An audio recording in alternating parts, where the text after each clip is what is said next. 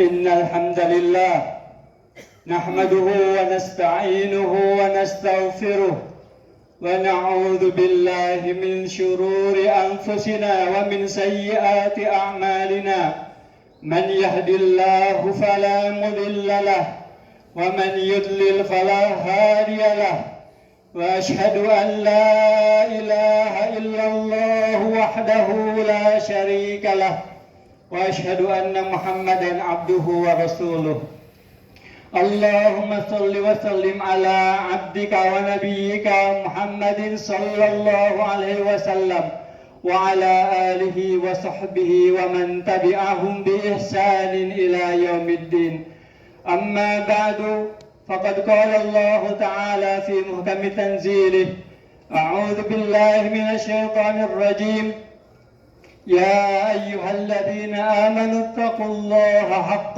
تقاته ولا تموتن إلا وأنتم مسلمون الله أكبر الله أكبر الله أكبر لا إله إلا الله الله أكبر الله أكبر ولله الحمد. Hadirin sidang salat Idul Adha yang Allah muliakan, di antara sekian nikmat yang telah Allah berikan kepada kita, salah satu nikmat yang sangat agung yang kita rasakan adalah nikmat iman dan Islam. Wabil khusus Allah telah mengistimewakan kita untuk menikmati awal bulan Dzul Hijjah ini, yang mana Nabi kita menegaskan bahwa tiada amal soleh yang Allah cintai melebihi amal soleh yang dilakukan oleh seorang hamba di bulan Dzul Hijjah ini. Oleh karena itu, hendaknya kita senantiasa berharap, bermohon kepada Allah Ta'ala, semoga Allah senantiasa menerima semua amal yang telah kita lakukan selama bulan Dzul Hijjah ini. Mengapa kita semua harus memuji Allah Ta'ala? Karena dialah zat yang maha sempurna. Dia adalah zat yang maha sempurna dalam zatnya, dalam sifatnya, dan dalam perbuatannya.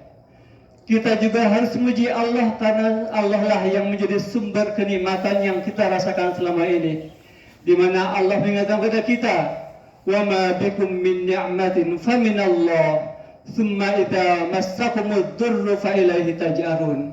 Ketahuilah bahwa apapun nikmat yang kita rasakan dalam kehidupan ini, dalam jasad kita, baik berupa kesehatan, kesejahteraan, kemudahan dalam hidup, maka semua itu hakikatnya berasal dari Allah Ta'ala.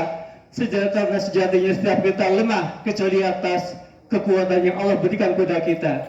Dan manakala Allah muji kita dengan sedikit rasa sakit, dengan musibah apapun yang kita rasakan, maka hanya kepada Allah lah kita bermohon, hanya kepada Allah kita bersandar, hanya kepada Allah kita bermohon supaya Allah menghilangkan semua musibah atau derita yang kita rasakan.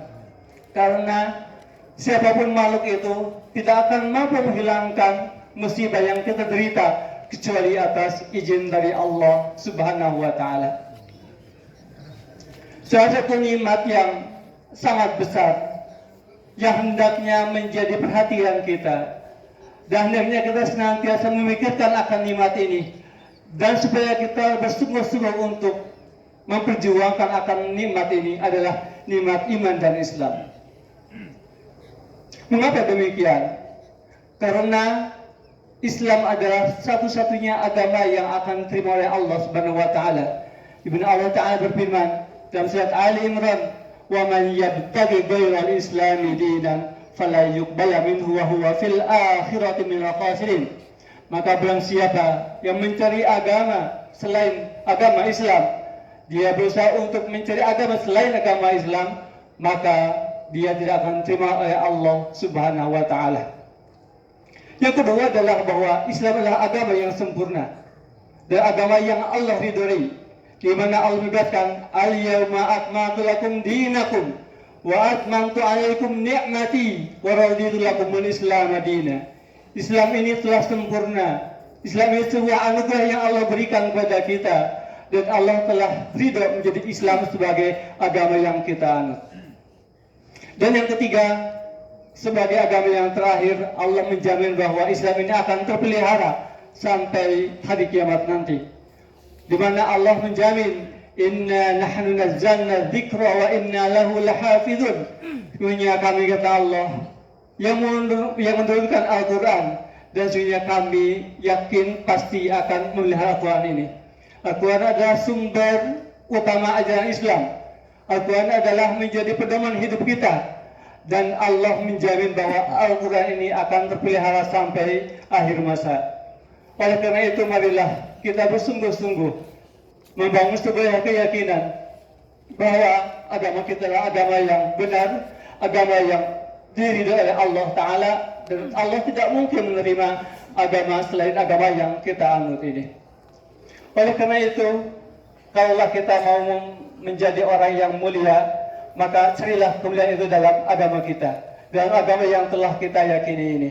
Maka marilah kita menjadi hamba yang bersungguh-sungguh untuk menyempurnakan Islam dalam diri kita, karena hanya dengan itulah kita akan meraih kemuliaan di sisi Allah Ta'ala.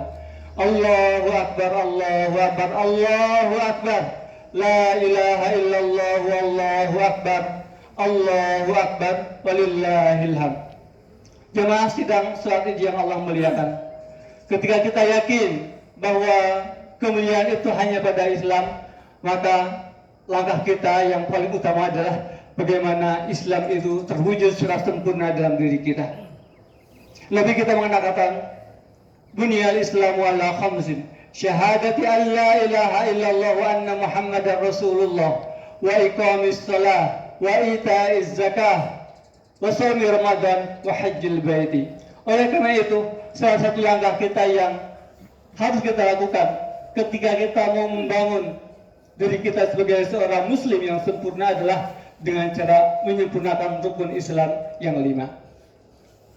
Pilar yang pertama yang harus kita sempurnakan adalah pilar ketauhidan, di mana ketauhidan ini menjadi misi semua para rasul.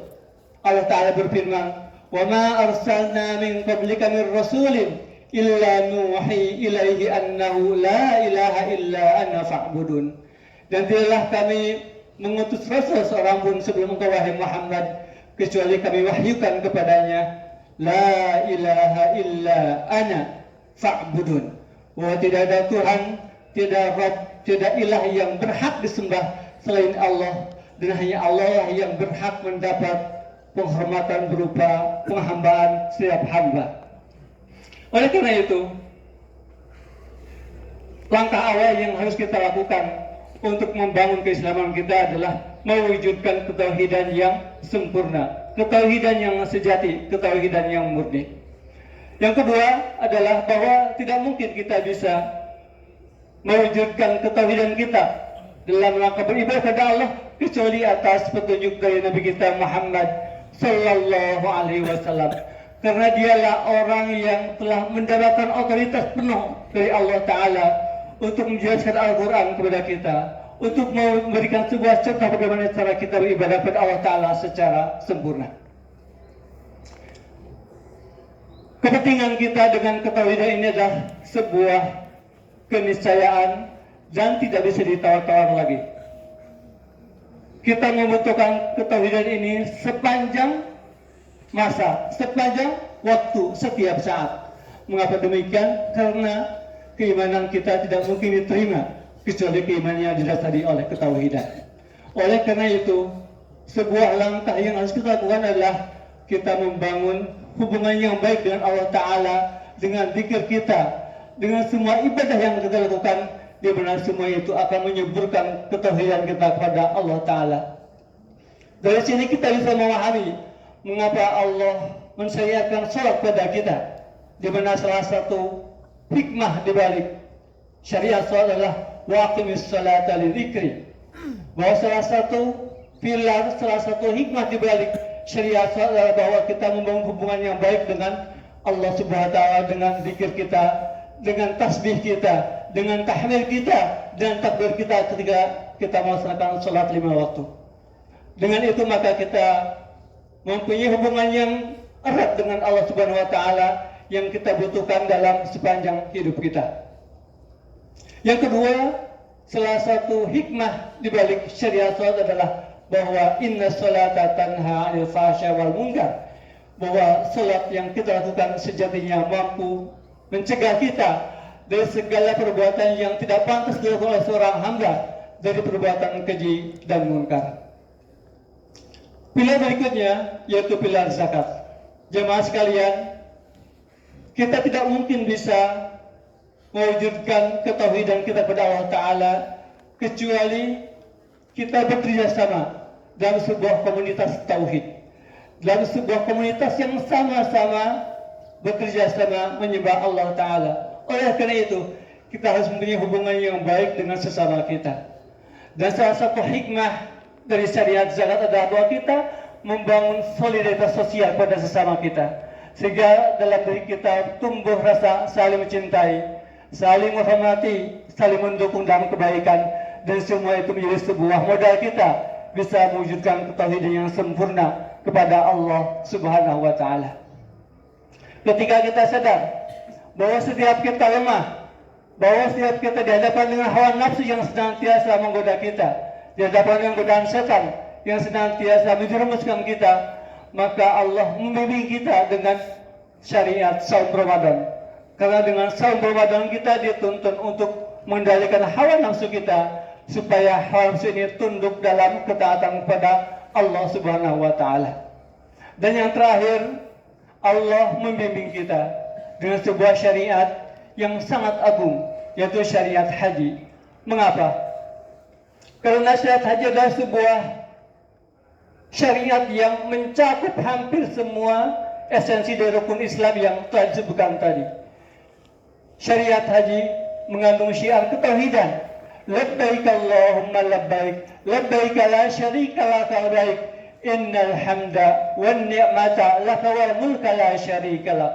Ketahuilah bahwa segala pujian, segala nikmat, segala kerajaan hanyalah milik Allah Subhanahu wa Ta'ala, sehingga tidaklah pantas kita mengagungkan kecuali mengagungkan Allah Subhanahu wa Ta'ala. Tidaklah pantas kita berterima kasih kecuali kita akhirnya harus berterima kasih kepada Allah Ta'ala. Dan kita tidak boleh punya sebuah keyakinan bahwa ada zat yang maha kuasa kecuali hanya Allah Subhanahu wa Ta'ala. Dan di antara syariat yang telah al-Quran dalam haji adalah kita menjaga dari segala perbuatan yang diharamkan ketika kita sudah melakukan ihram. Dan itulah salah satu kesamaan antara ibadah haji dengan ibadah puasa, di mana kita menjaga dari sesuatu yang tadinya halal sebelum ihram, tapi kemudian kita menjaga semua itu selama melakukan ihram. Semua itu semata-mata karena demi mendapatkan pahala dan keridhaan dari Allah Subhanahu wa Ta'ala. Dan apa yang membedakan ibadah haji dengan ibadah yang lainnya? Salah satu perbedaan antara ibadah haji dengan ibadah lainnya adalah adanya wukuf di Arafah, di mana Nabi katakan al-hajju Arafah, bahwa salah satu rukun terbesar dari ibadah haji adalah Arafah, dan itu adalah sebuah hari yang sangat agung, hari yang sangat istimewa, di mana beberapa hadis menyebutkan bahwa ma min yaumin aktsara an yu'tiqallahu 'abdan minan nar min yaumi Arafah, bahwa tidak ada hari di mana Allah banyak membebaskan seorang hamba dari ancaman adab neraka kecuali hari Arafah. Oleh karena itu, menjadi sebuah keniscayaan bagi siapapun di antara kita yang Allah takdirkan untuk datang menunaikan ibadah haji, hadir di Arafah, bersungguh-sungguh untuk bermohon kepada Allah Ta'ala untuk membebaskan diri kita dari adab neraka. Oleh karena itu sangat wajar bahwa Allah memuliakan ibadah haji ini dengan pahala yang sangat besar, di mana Nabi mengatakan al-hajjul mabrur laisa lahu jazaa'un illa jannah. Orang yang mencapai haji yang mabrur tidak ada balasan yang pantas kecuali surga Allah Subhanahu wa Ta'ala. Semoga Allah Ta'ala senantiasa menguatkan hidayah dan taufik dalam diri kita. Semoga Allah senantiasa membimbing kita untuk menyempurnakan tauhidan kita, menyempurnakan beribadah kita, dan menyempurnakan semua amal soleh yang kita lakukan sehingga layak mendapatkan penerimaan di sisinya.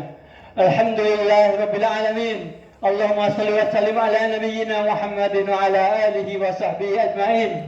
اللهم أعز الإسلام والمسلمين. اللهم أعز الإسلام والمسلمين. اللهم أعز الإسلام والمسلمين ووحد صفوفهم ووحد صفوفهم ووحد صفوفهم. اللهم ربنا لا تزغ قلوبنا بعد إذ هديتنا وهب لنا من لدنك رحمة إنك أنت الوهاب.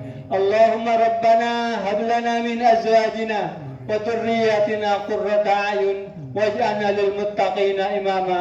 ربنا تقبل منا إنك أنت السميع العليم. ربنا تقبل منا إنك أنت السميع العليم. ربنا تقبل منا إنك أنت السميع العليم وتب علينا إنك أنت التواب الرحيم.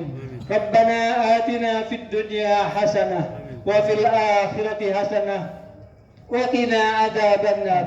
أقول قولي هذا وأستغفر الله لي ولكم والسلام عليكم ورحمة الله وبركاته.